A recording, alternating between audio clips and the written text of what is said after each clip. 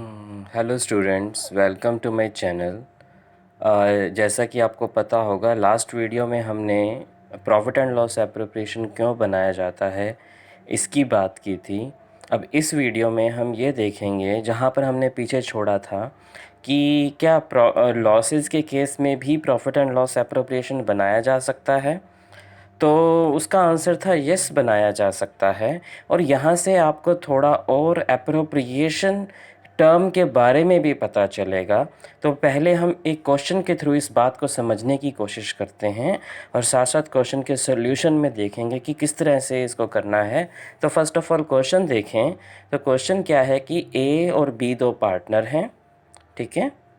इनके आपस का जो रेशो है वो 3:1 है और उनकी कैपिटल्स जो हैं वो 1 लाख और 80,000 रिस्पेक्टिवली हैं। और पार्टनरशिप डीड कहती है कि ये प्रोवाइड करना है, interest on capital, interest on drawing, और बी की सैलरी है 600 पर मंथ है ये।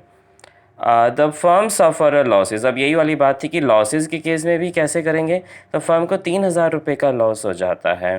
कह रहे हैं कि लॉस को डिस्ट्रीब्यूट करके बताओ। देखो, अगर ये इंटरेस्ट ऑन ड्राइंग ना होता जो कि पार्टनर्स को अमाउंट बिलोंग करता है और ये फर्म को मिलना है, अगर ये ना होता तो हम प्रॉफिट एंड लॉस एप्रोप्रिएशन ना बनाते। हम इस लॉस को 3,000 के लॉस को प्रॉफिट एंड लॉस में ही पार्टनर्स के बीच में 3:1 में बांट चुके होते। बट क्योंकि यहाँ पर अब ये इंटरेस्ट ऑन ड्राइंग आ गया है तो हमें प्रॉफिट एंड लॉस एप्रोप्रिएशन बनाना पड़ेगा।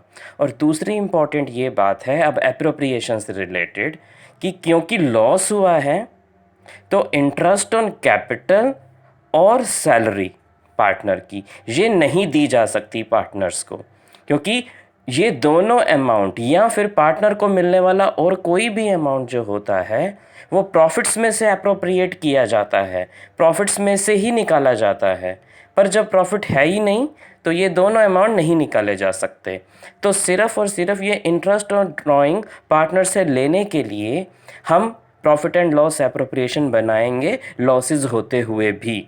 तो हम यहाँ पर अब सॉल्यूशन में क्या कर रहे हैं कि हम प्रॉफिट एंड लॉस का फॉर्मेट बनाया। ये देखो, फॉर द ईयर एंडेड, सब कुछ लिखना है ढंग से, अच्छे से फॉर्मेट बनाना है। मैंने यहाँ पर ये नहीं लिखा हुआ पर्टिकुलर वाला, वो भी बनाना है। तो नेट लॉस इधर उतारा यहाँ पे 3,000, इधर इंटरेस्ट ऑन ड्राइंग लगाया 800 रुपये का, और बाकी बचा हुआ लॉस जो है बाकी बचा हुआ लॉस पार्टनर्स के बीच में उनके प्रॉफिट लॉस रेशो में बांट दिया। एक और चीज़ देखी है जो बच्चे गलती करते हैं कि यहाँ पर लॉस डिस्ट्रीब्यूटेड या यहाँ पे प्रॉफिट डिस्ट्रीब्यूटेड ए और बी लिख के छोड़ देते हैं। भाई ए और बी क्या उनके कैपिटल अकाउंट में या करंट अकाउंट में? अब कैपिटल और करंट अकाउंट क्या है वो आगे के वीडियोज़ में हम देखेंगे कि उसका क्या मतलब होता है, कैसे करते हैं, क्यों पार्टनर के साथ कैपिटल अकाउंट या करंट अकाउंट लगाया जाता है। वो लेटर ऑन कंसेप्ट आएगा, तब उसके बारे में बात करेंगे।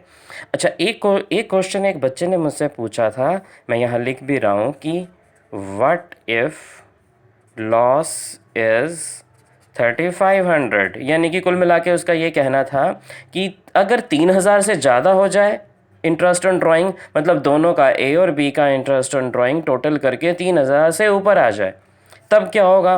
कुछ नहीं होगा, प्रॉफिट एंड लॉस एप्रोप्रिएशन ऐसे ही बनाएंगे, लॉस ऐसे ही उतारेंगे। यहाँ इंटरेस्ट ऑन ड्राइंग जैसे यहाँ 3,500 है, 3,500 यहाँ उतारेंगे तो प्रॉफिट यहाँ पर 500 आ जाएगा और वो 3:1 में पार्टनर्स में बट जाएगा। सो सिंपल, इसमें कोई बड़ी बात नहीं है। इसीलिए हम इंटरेस्ट ऑन ड्राइंग प्रोवाइड कराने के लिए लॉसेस के केस में भी प्रॉफिट एंड लॉस एप्रोप्रिएशन बनाते हैं। और ये भी ध्यान रखना है कि बाकी की चीज़ें फिर नहीं देनी हैं, क्योंकि वो पार्टनर्स को देनी है, वो एप्रोप्रिएशंस हैं, ठीक है।